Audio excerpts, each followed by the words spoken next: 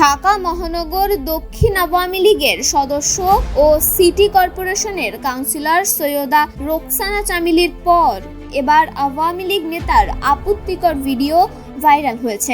তিনি উপজেলা আওয়ামী লীগের সহ সভাপতি ও ইউনিয়ন পরিষদের বর্তমান চেয়ারম্যান। 5 মিনিটের আপত্তিকর ভিডিওতে তার সঙ্গে 2 নারীকে দেখা যাচ্ছে।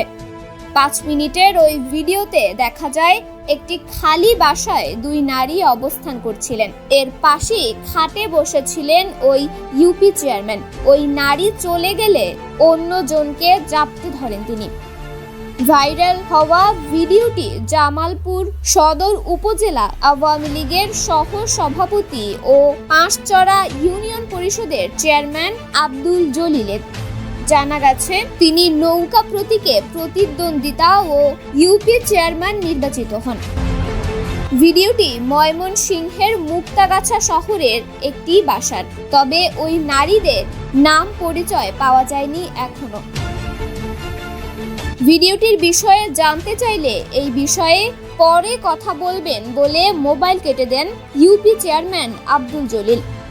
আর জামালপুর সদর উপজেলা আওয়ামী লীগের সাধারণ সম্পাদক অ্যাডভোকেট হাফিজুর রহমান স্বপন জানান তিনি ভিডিওটি দেখেননি, দেখে তারপর মন্তব্য করবেন। তন্নি শিকদার, দৈনিক সকালের দুনিয়া।